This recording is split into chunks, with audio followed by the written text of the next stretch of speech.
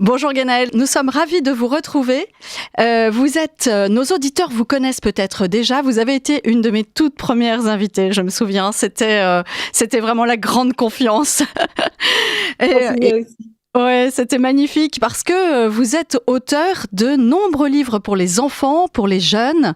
Je vais en citer quelques-uns. La série, ou plutôt même les séries Célestine, Petit rat de l'opéra chez Albin Michel, Héloïse pensionnaire à la Légion d'honneur et toutes ces sœurs, si je puis dire, qui sont rééditées par MAM en ce moment petit à petit pour le bonheur des lectrices dès le début du collège. Miss Dashwood, Les Demoiselles de l'Empire, Les Lumières de Paris chez Fleurus, Léo chez Rageot. Vous avez obtenu des prix, le prix du roman historique jeunesse. Vous écrivez aussi des romans adultes. Alors là, vous êtes Guénaëlle Robert, notamment chez Robert Laffont, Tu seras ma beauté, Le dernier bain et dernièrement Un jardin pour royaume. Donc vous êtes un auteur à la plume, non pas, vous n'êtes pas prolixe, mais voilà, on vous connaît, on vous suit. Moi, je suis très inquiète pour ça parce qu'aujourd'hui, vous prenez une nouvelle casquette, celle de rédactrice en chef du Panache, dont vous allez nous parler. J'ai très peur qu'on vous perde comme auteur. Non, je crois pas. C'est vrai? Bon, ouf, je suis rassurée. Alors, on continue. On peut donc parler du Panache très tranquillement. Présentez-nous ce nouveau magazine pour les 8-13 ans.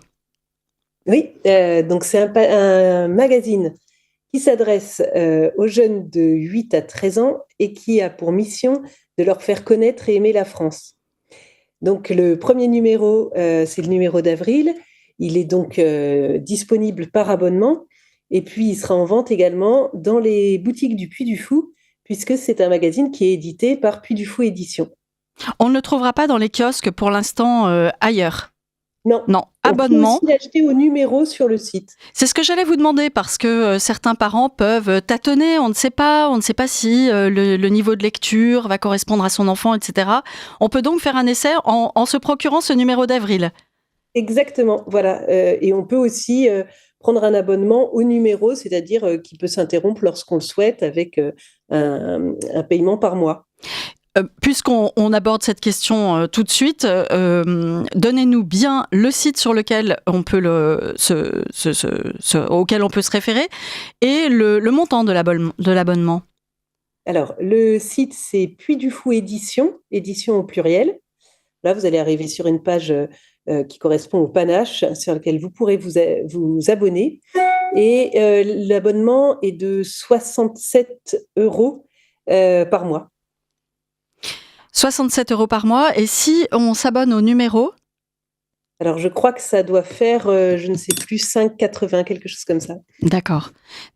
Donc, très facile de tester, je dirais. On a besoin de ça. Vous avez lancé votre campagne d'abonnement très en amont, puisque au moment de Noël, beaucoup de parents se sont dit voilà, on va offrir cet abonnement. Alors les enfants n'avaient pas le premier numéro dans leurs chaussures, ils vont l'avoir là pour Pâques en somme. Et vous avez été, je crois, vous-même surprise par le nombre d'abonnés spontanés, de confiance. Exactement, c'était vraiment une marque de confiance que nous faisaient tous ces abonnés, parce que de fait, il n'y avait pas encore de contenu, le Panache n'existait pas encore, on n'avait pas de maquette même à proposer. C'était vraiment une promesse qu'on leur faisait de permettre à leurs enfants, par la lecture, de découvrir et d'aimer la France, toutes les richesses de la France. Et beaucoup ont adhéré à cette idée, à cette promesse, en nous faisant confiance et donc en souscrivant un préabonnement à partir du mois de décembre, qui leur a permis donc de recevoir le premier numéro, je crois, cette semaine. En tout cas, il arrive pour le mois d'avril. Il arrive pour avril et vous étiez à l'impression, chez l'imprimeur, pour voir Exactement. sortir ce bébé, un peu comme une sage-femme. Quel effet ça fait? Ah, c'était vraiment très impressionnant. On a la chance d'avoir un imprimeur qui s'appelle Léonce Pérez, qui est situé à Arras. Et c'est une belle histoire de famille et de transmission, puisque c'est une imprimerie qui est dans la même famille depuis 1922. Et donc, l'actuel directeur de cette imprimerie nous a reçus pour voir donc sur les énormes rotatives, pour voir tout à coup les premières images du Panache imprimé. C'était à la fois très impressionnant, C'était aussi très émouvant parce que voilà, c'est un travail qu'on a commencé il y a à peu près. Ça correspond vraiment à un enfant. C'était il y a 9 mois que j'ai commencé à travailler au panache. Et là, tout à coup, ça devenait extrêmement concret à partir du moment où, effectivement, toutes les machines nous permettaient tout à coup de voir l'objet panache se réaliser sous nos yeux. Qu'avez-vous fait comme choix de papier? Alors, on a choisi un papier mat de grande qualité, d'une part parce que voilà, je considère que c'est un magazine qui est destiné à durer, à être transmis dans les familles. Donc, l'idée, c'était qu'il soit solide et puis qu'il puisse garder cette qualité, même pour peut-être pour les générations suivantes. Enfin, voilà, que chacun y trouve ce qu'il a à y lire. Et donc, pour ça, il fallait que ce soit une grande qualité. Ensuite, parce que simplement, la qualité du papier, c'est aussi une des conditions de sa blancheur, donc du caractère très lisible que peut avoir le texte sur la page. Et puis, on a une couverture brillante qui peut mettre en valeur, voilà, là, je vous montre la première couverture, c'est Ouais, un très beau dessin de Jacques Terpin, on de va en Jeanne parler. d'Arc, Oui. lui. Et donc, on voulait évidemment que la couverture, elle puisse mettre en valeur la vivacité des couleurs et voilà, la beauté de ce dessin. Vous voulez passer par le beau, comme d'autres veulent passer par le beau dans leur magazine, mais vous, votre orientation est assez historique. Vous avez une promesse, là aussi, dans l'annonce. C'est un magazine destiné à faire connaître et aimer la France aux enfants de 8 ans à 13 ans. Comment faire aimer la France par un magazine, Gwenaëlle Barusso? Alors, bah, d'abord, on aime ce qu'on connaît, donc évidemment, les deux sont indissociables, connaître et aimer.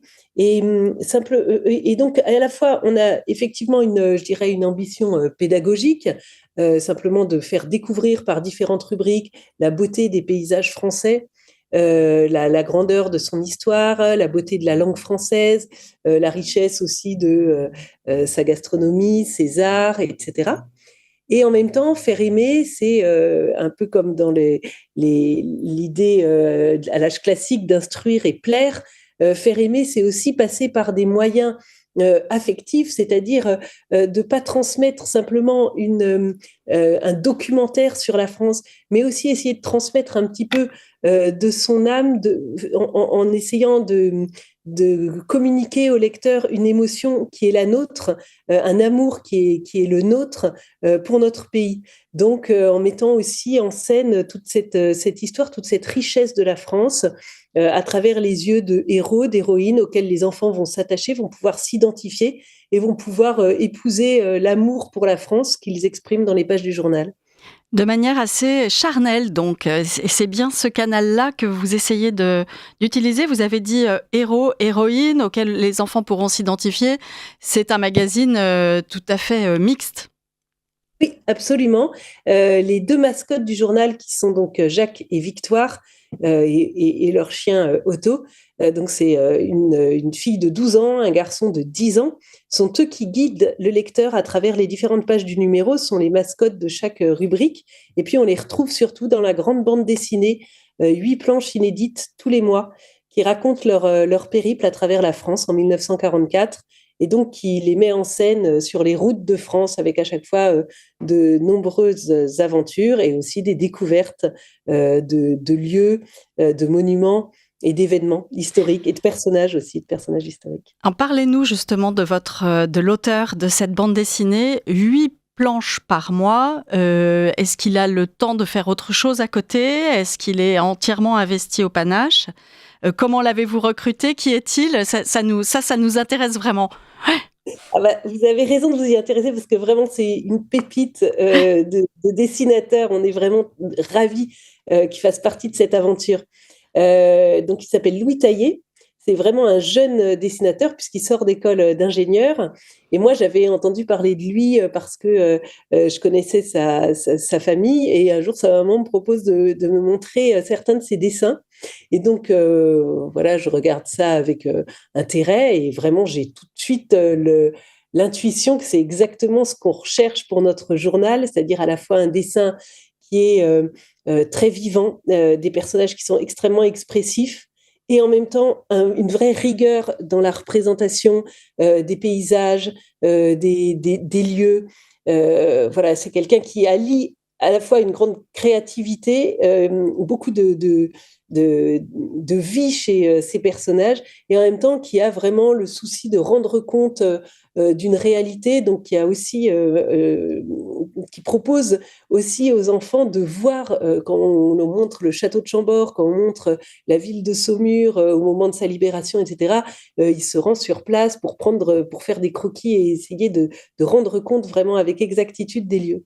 Donc tout ça fait qu'on était vraiment ravis qu'il accepte de dessiner pour nous.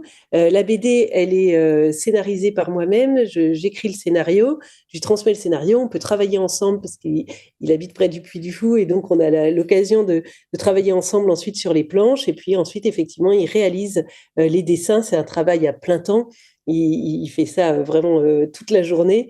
Et je crois voilà, il réussit vraiment à donner à cette BD une âme à travers ses héros. Et donc, on est ravis de pouvoir travailler avec lui. Nous venons de mettre le projecteur sur ces pages-là, mais combien y a-t-il de pages en tout dans le Panache?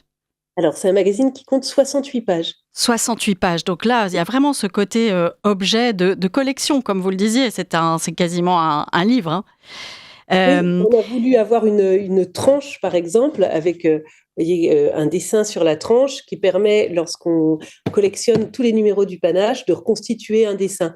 Moi, je suis très attachée à superbe. l'idée de collection, et donc je trouvais que c'était important que ce magazine ne soit pas éphémère, voué à disparaître ou à s'abîmer rapidement, mais qui puisse ensuite trouver sa place sur les bibliothèques familiales. Ah, c'est magnifique. C'est magnifique de voir ça au long cours aussi.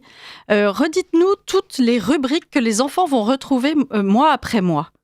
Oui, alors, donc, d'abord, il y a une grande histoire, qui est une sorte de mini-roman en lien avec le thème du numéro. Et ensuite, plusieurs rubriques qui sont donc Il était une fois la France, qui est la rubrique historique, Sur les routes de France, qui est la rubrique géographique, Le rendez-vous des cordons bleus, qui est la rubrique gastronomique, avec l'histoire d'une recette, puis la recette. On a ensuite Dans la langue de Molière, qui raconte la littérature française, la langue française, dans toute sa richesse. Et puis, on a ensuite le Petit musée français, qui sont 2 pages où on donne à voir des œuvres d'art, peinture, sculpture, par des artistes français. Et je crois que c'est tout. On a évidemment des rubriques aussi de jeux, c'est le Panache s'amuse. On a un peu d'actualité avec les actualités du Panache. Pour s'amuser, il y a une énigme et un test. Ça, c'est le Panache s'amuse.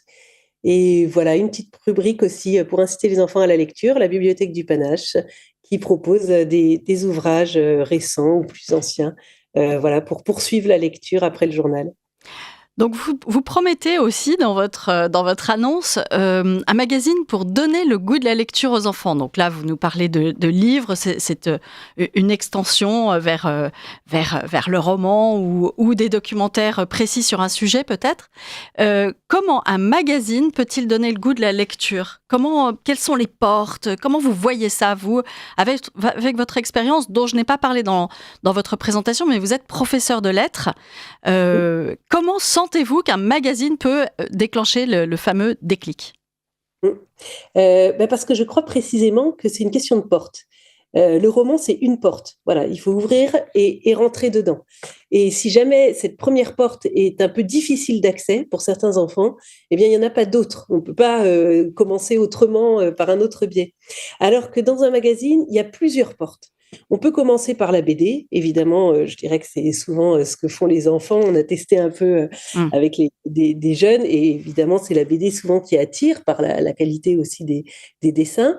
On peut commencer par des rubriques. Les rubriques, elles sont indépendantes, donc quelquefois c'est 2 pages, quelquefois c'est 6 pages, mais voilà, c'est évidemment quelque chose peut-être de plus facile d'accès parce que c'est illustré.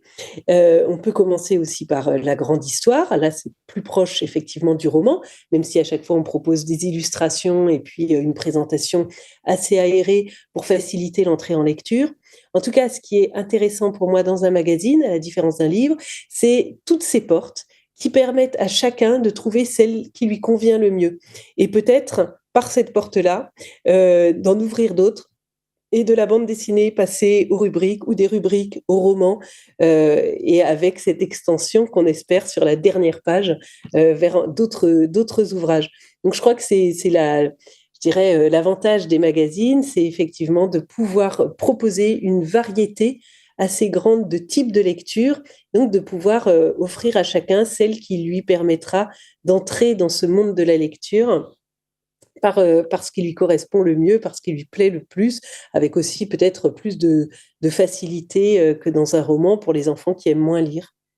Et 8-13 ans, c'est large tout de même. 8 à 8 ans, à 13 ans, on ne lit pas les mêmes choses, on n'a pas la même maturité intellectuelle, la même maturité affective.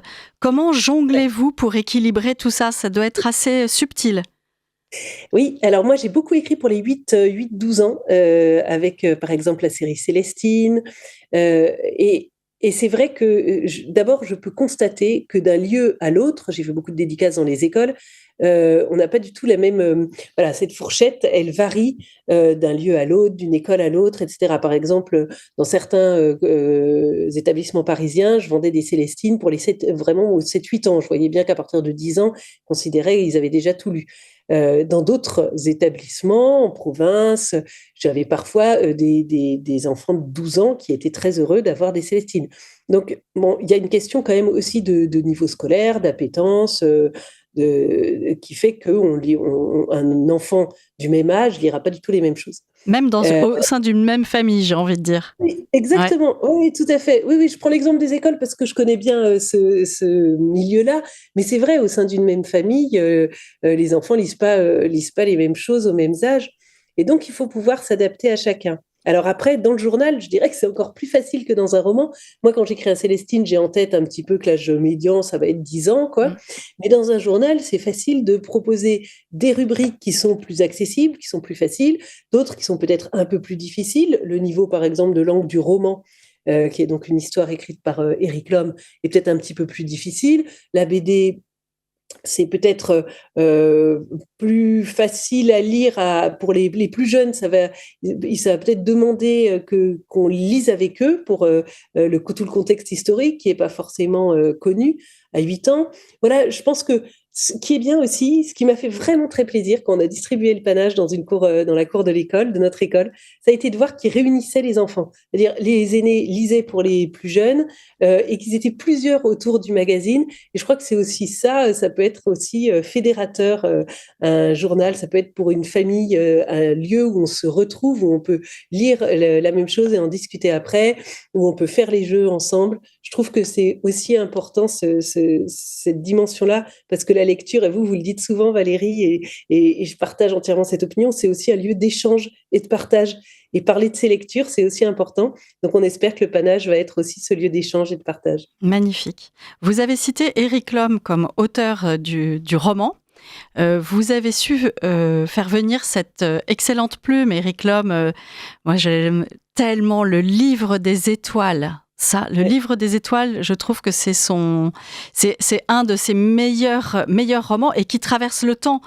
Si Oui. vous avez des lecteurs à petit appétit, etc., vous pouvez vraiment leur donner le livre des étoiles, par exemple en 5e, mais parfois ça déclenche. Alors, vous avez su faire venir cette très belle plume, très reconnue. Bravo, comment avez-vous fait? C'est le prestige du Puy du Fou qui joue, dites-nous. C'est votre Alors, charme, Guénaëlle. c'est c'est quand même un peu mon réseau, Ouais. parce que ça fait 12 ans que je suis auteur jeunesse, donc j'ai pu développer des amitiés parmi les auteurs jeunesse. Ça, on l'imagine pas trop parce que c'est vrai qu'auteur, c'est un travail souvent très solitaire, mais heureusement, par le biais des salons, par exemple, on finit par connaître, par avoir des amis aussi auteurs avec lesquels on échange. Et donc, j'ai été très heureuse de voir qu'ils répondaient présents quand je les ai contactés pour écrire des histoires, parce que la grande histoire, là, le mini-roman qui ouvre le panache, c'est effectivement un mini-roman qui est à chaque fois rédigé par un auteur différent. Donc Eric m'a fait l'amitié d'écrire le premier. Le deuxième, c'est une histoire écrite par Anne-Sophie Chauvet. J'ai écrit l'histoire du troisième. Voilà, j'ai aussi cette chance d'avoir des amis auteurs qui ont été enthousiasmés par ce projet et qui ont proposé de mettre leur plume au service de cette publication. Donc Eric, c'était le cas. On est vraiment très heureux que ce soit avec lui que s'ouvre le Panache, parce que c'est un auteur de grand talent. Et, euh, et voilà, et d'autres suivront. Évidemment, le Puy du Fou aussi génère, enfin voilà, c'est souvent un lieu que les auteurs ont connu, enfin ont visité, ont aimé, et donc ça favorise aussi bien sûr leur adhésion. Et ça va beaucoup tourner autour du Puy du Fou, justement. Est-ce que c'est un produit Puy du Fou? Alors, c'est publié par Puy du Fou Édition. Mais le Panache, c'est pas le magazine du Puy du Fou. C'est-à-dire qu'on ne retrouvera pas d'éléments sur la vie du Puy du Fou dans le Panache. En revanche, on a en commun avec le Puy du Fou, je dirais que c'est une sorte d'extension du Puy du Fou. C'est-à-dire que si vous êtes venu peut-être au Puy du Fou, vous avez aimé ce rapport à l'histoire, à l'imaginaire, à l'héroïsme, à l'aventure. Et nous, on propose exactement de retrouver ces 4 piliers qui sont les piliers du Puy du Fou et qui sont aussi les piliers de notre journal. Quand je choisis un roman, quand je choisis une rubrique, ou même quand j'écris la BD, j'ai toujours ça en tête. C'est-à-dire, est-ce que c'est fidèle à cet esprit? Est-ce qu'on y trouve de l'histoire de France? Est-ce qu'on y trouve de l'aventure, de l'héroïsme, des héros positifs? Et est-ce qu'on y retrouve aussi cet imaginaire qui fleurit au Puy du Fou? Donc, on a comme ça, je dirais, en commun des valeurs fondatrices, mais ensuite, le Panache est indépendant, c'est-à-dire qu'on ne raconte pas la vie du parc. Mais on est heureux, par exemple, sur ce premier numéro, de raconter une histoire qui est en lien avec Jeanne d'Arc. Et on sait que Jeanne d'Arc, c'est évidemment la grande héroïne du Puy du Fou, à travers le spectacle du Secret de la Lance, ou même parce qu'on a l'anneau de Jeanne d'Arc, et donc elle veille un peu sur le Puy du Fou. Et de la même façon, on a trouvé que c'était bien de commencer l'aventure de ce magazine avec la figure de Jeanne d'Arc. Est-il indiscret de vous demander les prochaines grandes figures pour les prochains numéros? Un petit peu? Alors, le deuxième numéro, il est consacré aux reines de France, donc c'est un grand sujet. Et le premier récit raconte l'histoire de Blanche de Castille et de sa grand-mère Aliénor d'Aquitaine. Le troisième numéro sera consacré au chemin de fer. Voilà, à chaque fois, on essaye de mettre en valeur soit un personnage, soit une invention française, soit un paysage français, soit un événement historique. Voilà. Et donc, après le chemin de fer, ce seront les grands explorateurs, avec en particulier la figure de la Pérouse. Vous avez 12 numéros par an pendant l'été. Les enfants recevront juillet, août? Oui, Oui. c'est prévu ainsi. Également parce que juillet-août, on a beaucoup, beaucoup de visiteurs au Puy du Fou. Et donc, c'est important qu'ils puissent trouver les numéros de ces 2 mois dans les boutiques du Puy du Fou. Et puis c'est le moment, on se retrouve entre cousins, on arrive, hop, on Ouais, reçoit son abonnement. c'est Là, vrai. justement, ça va être partagé, c'est excellent. Une question tout de même, dans le paysage éditorial aujourd'hui de magazines de qualité, est-ce qu'il y a une place pour un nouveau magazine? On se dit, les budgets ne sont pas extensibles, les enfants lisent peu. Voilà, est-ce que vous venez concurrencer ceux qui essayent de tenir? Enfin voilà, je voudrais que vous nous disiez un mot là-dessus. Alors, concurrencer, pas du tout. Je crois vraiment qu'il y a une richesse, en fait, dans l'offre, effectivement, éditoriale de magazine jeunesse. Je pense que simplement, on a une spécificité qui est peut-être, voilà, qu'on ne retrouve pas ailleurs et qu'on a quelque chose à offrir et à proposer qui n'existe pas encore. D'abord, cette ligne qui est la France, c'est quelque chose qui n'existe pas dans les autres magazines où on peut trouver aussi des auteurs étrangers, par exemple, ou une découverte du monde, une proposition de rubrique ouverte sur différents pays du monde, etc. Nous, notre credo, c'est la France. Voilà. Et donc, il n'y a pas d'équivalent, je dirais, parmi les magazines jeunesse.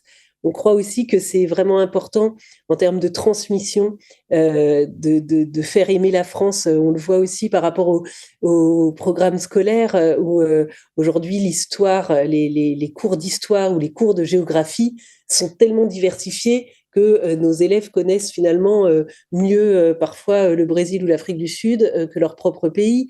Et de la même façon, l'histoire, aujourd'hui, elle est parfois discutable dans les programmes qui sont ceux C'est de le moins qu'on puisse l'éducation. dire, avec beaucoup Voilà, d'anachronismes. Et puis peut-être aussi parfois une approche très presque cérébrale. On demande à de très jeunes collégiens d'avoir presque une approche d'universitaire, alors que vous, elle est charnelle, cette approche. Donc là, vous jouez vraiment cette carte dont on a tellement besoin pour ancrer l'amour. exactement. Elle est incarnée. Et moi, je l'ai vue parce que moi, j'ai toujours écrit des romans historiques. Et je voyais bien que pour faire découvrir une époque à mes lecteurs, il fallait non pas les plonger dans une époque, mais les guider en les prenant par la main. Et celle qui les prend par la main, c'est le héros. Je pense pas que mes lectrices seraient rentrées dans le Paris de 1900. D'abord, 1900, quand on a 8 ans, ça veut rien dire, Rien. ça renvoie à rien du tout. Même encore moins quand on dit début du XXe siècle. Enfin, ouais. Je crois qu'ils n'y seraient pas rentrés si Cécile n'était pas venue les prendre par la main pour les emmener à l'Opéra de Paris, à travers l'exposition universelle, enfin voilà, à travers toutes les nouveautés de cette époque. Donc je crois qu'il faut que ce soit réellement incarné par des personnages que les enfants vont aimer et vont admirer. On parlait de programme scolaire, c'est vrai que d'une part, parfois ça peut être un peu sec et un peu conceptuel, alors que là c'est très incarné. Je crois aussi qu'il y a une tendance à la repentance et qui fait parfois oublier aussi la grandeur de notre pays. Et je crois que pour faire aimer notre pays, il faut aussi rappeler ce qu'ont été, ce que sont les riches heures de la France. Mais je crois que c'est un petit peu l'ambition, en tout cas, du panache, que de le faire découvrir. Magnifique. Gwenaëlle Barusso nous présente le nouveau magazine Le Panache qui sort ce mois-ci. Chers amis, si vous voulez le découvrir, vous pouvez demander un numéro, mais je pense que vous pouvez faire confiance et vous abonner pour 12 numéros par an. Nous avons encore du temps pour discuter toutes les deux, Gwenaëlle Barusso, avec votre expérience large, je l'ai dit au départ, vous êtes auteur, bien sûr, vous êtes professeur de lettres, vous êtes donc rédactrice en chef maintenant de ce magazine. J'aimerais avoir votre regard sur la lecture et les jeunes aujourd'hui.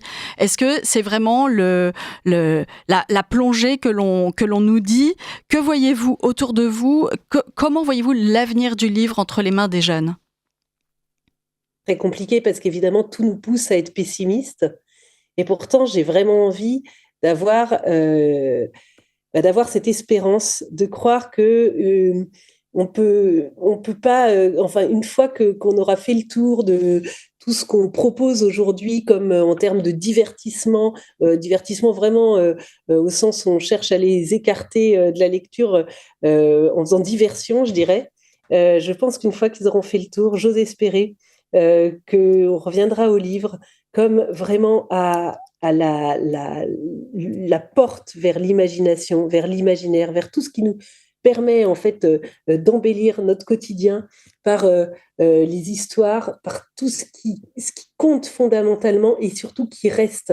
Je crois que la différence, évidemment aujourd'hui, un enfant qui lit, c'est un enfant qui renonce à beaucoup, beaucoup de tentations, de séduction, de la facilité par ailleurs que peut proposer je sais pas, des jeux vidéo, etc. Mais néanmoins, je crois que les enfants qui font l'effort de lire, ils se constituent un trésor pour la vie. Et ça reste éternellement. Je peux vous le dire aussi simplement avec juste ma casquette de lectrice. Moi, j'ai été une très grande lectrice quand j'étais enfant. Je peux vous dire que toutes mes lectures se sont imprimées en moi très profondément. Et ça, je crois que aucun autre loisir aujourd'hui ne peut le dire, ne peut prétendre à s'imprimer fondamentalement et à faire partie de la construction de la personnalité des enfants. Moi, je suis encore capable aujourd'hui de vous citer par cœur même des magazines jeunesse. J'étais abonnée à J'aime lire, vous voyez, je me souviens encore des histoires des J'aime lire que je lisais.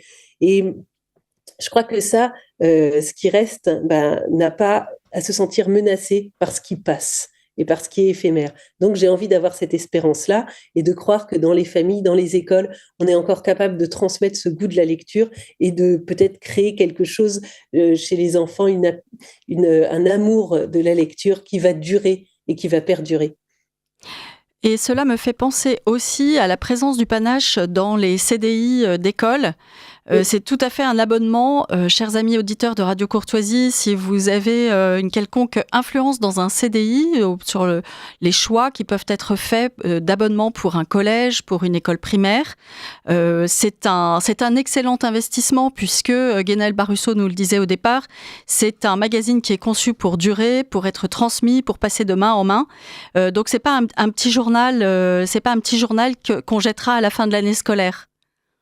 Oui, et puis je crois, enfin, j'ose espérer que ça peut aussi être un support pédagogique pour des professeurs, pour des instituteurs qui peuvent y trouver aussi de quoi alimenter leurs cours ou de quoi offrir une autre fenêtre sur un cours d'histoire ou un cours de lettres. Alors ça peut être intéressant d'imaginer peut-être une interaction entre vos lecteurs, les éducateurs qui vont mettre ce magazine entre les mains des enfants et vous-même. Avez-vous prévu un lieu, un contact pour que l'on puisse vous suggérer des idées, vous demander votre avis sur telle ou telle chose? Avez-vous cet espace et si oui, pouvez-vous nous le fournir?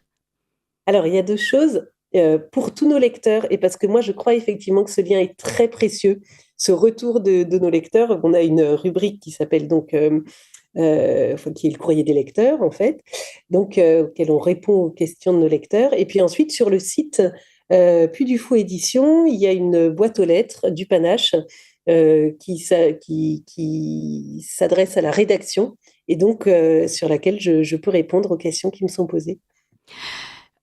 Vos premiers lecteurs, quels étaient-ils? Donc, c'était vos élèves, c'était vos enfants. Comment avez-vous... Tout à l'heure, vous disiez, nous avons testé le journal pour voir par où ils entrent, etc.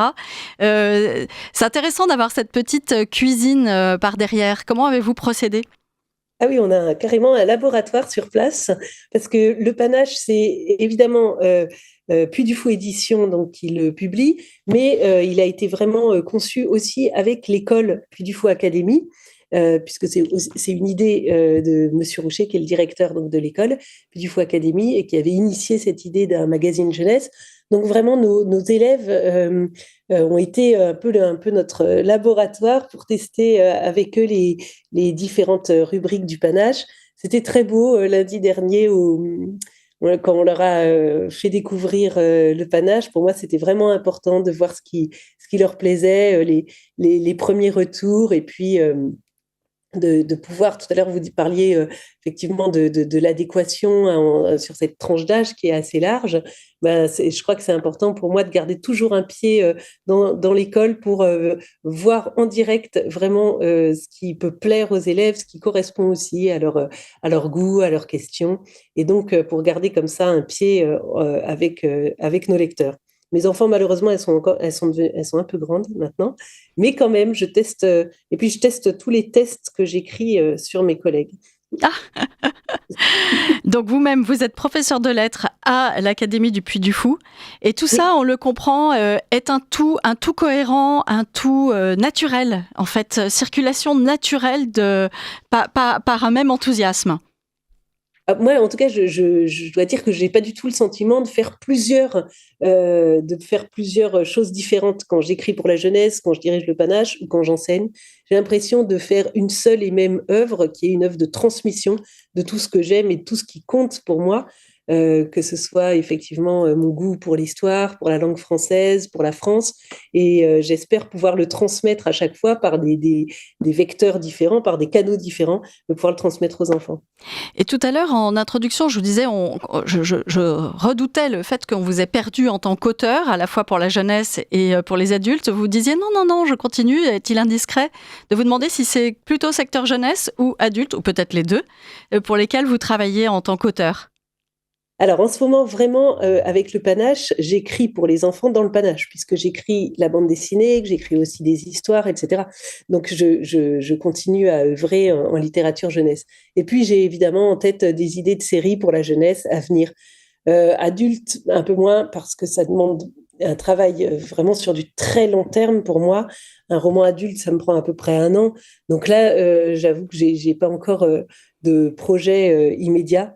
Alors que bon, la jeunesse, si vous voulez, comme le Panache m'y pousse aussi, c'est quelque chose que j'ai toujours en tête, et donc qui me demande moins comment dire, de disponibilité d'esprit. En adulte, il faut que, en revanche, je passe vraiment à autre chose. Donc, pour le moment, c'est pas d'actualité. Euh, je me dis, en vous entendant, le panache remporte déjà ce succès. Il y a eu ce succès de confiance, des gens qui se sont abonnés sans avoir vu le premier numéro, etc.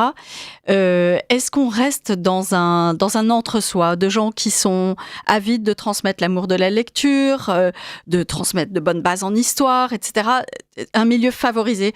Comment le panache peut-il pousser les portes pour aller à la rencontre de personnes, d'enfants, d'écoles qui n'ont pas cette chance?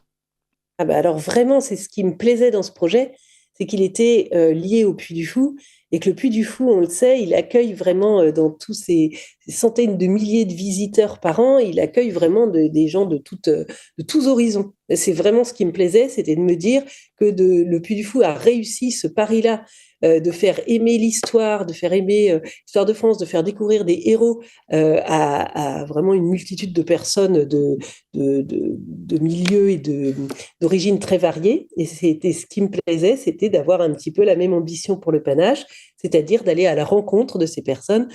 Comme j'ai dit qu'il était en vente dans les boutiques du Puy du Fou, bah, j'espère que tous les visiteurs qui viendront cet été voir les spectacles, visiter le Puy du Fou, j'espère qu'ils trouveront à travers le panache une possibilité de prolonger un petit peu la magie du Puy du Fou, qui est aussi la magie de la transmission, quoi.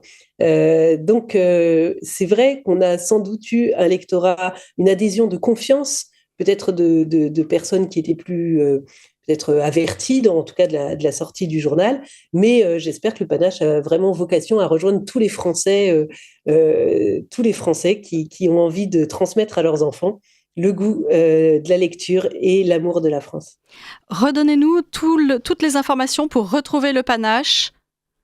Oui, alors pour le panache, il faut aller donc sur le site internet de Puy du Fou Édition, édition au pluriel, puydufouédition.com. Donc Puy du Fou Édition tout attaché.com. Et là, vous aurez donc accès à l'adhésion, à l'abonnement au panache, soit un abonnement annuel à 5,58 € par mois, soit 67 € par an, soit un mensuel sans engagement, c'est-à-dire au numéro, à 6 € par numéro. Donc là, ce sont donc les moyens de se procurer le numéro du panache, et on pourra aussi se procurer le numéro 1 qui est sorti en abonnement si on ne s'était pas abonné à temps. Il nous reste 2 minutes. En petite conclusion, j'aimerais que vous nous parliez, que vous développiez un tout petit peu cette notion que vous avez abordée tout au long de notre entretien, Gwenaëlle Barusso, celle de héros. Héros. Pour vous, un héros, une héroïne dans un livre, qui est-il? Que fait-il dans l'histoire? Pourquoi avons-nous besoin de héros? Comment dessinez-vous les contours? Dites-nous, vous, votre approche à la fois de professeur, d'auteur, de rédactrice en chef, le héros. Alors, c'est très différent pour moi en jeunesse et en adulte. En jeunesse, le héros, ça doit être un modèle qui fascine par les valeurs qu'il incarne. Et souvent, effectivement, puisque le héros, c'est celui qui est amené à traverser un certain nombre d'obstacles, de péripéties, ces valeurs vont être des valeurs de courage, peut-être aussi un certain panache, et puis des valeurs de confiance, de parole donnée, etc. C'est un peu différent, évidemment, en adulte, où le héros, par identification avec les lecteurs, c'est celui qui va mener, je dirais, sa barque dans un monde complexe où les pièges sont partout. Donc c'est un petit peu, évidemment, différent. Mais je crois qu'en jeunesse, ce qui est très important chez les héros, c'est de faire en sorte que, à la fois, les enfants puissent s'y identifier, parce qu'un héros, par définition, c'est un être humain. C'est un être humain qui n'est pas doté de tous les pouvoirs, donc qui peut avoir Limites. Les mêmes limites, les mêmes questions, les mêmes errances qu'un être humain, mais simplement qui parvient à les surmonter par des qualités, par sa vaillance, par sa bravoure, etc. Donc moi, j'ai toujours à cœur, en jeunesse en tout cas, d'offrir un modèle de héros qui conserve une forme d'espérance. Je crois que ça, c'est vraiment très important pour nos jeunes de trouver dans la littérature jeunesse, bien sûr, des valeurs qui sont incarnées, mais aussi un goût pour la vie, une espérance dans l'avenir et de transmettre à travers nos personnages l'envie de grandir et l'envie de vivre ce cadeau qui est la vie. Merci infiniment, Guénhaël Barusso. C'est une conclusion qui nous enthousiasme. Merci infiniment. Nous attendons avec beaucoup d'impatience ce premier numéro du Panache. Merci de tout ce que vous faites pour la jeunesse et nous allons nous quitter sur la musique du spectacle du Puy du Fou, le dernier Panache justement. Donc longue vie à votre beau magazine. Au revoir, Guénhaël. Merci, au revoir Valérie.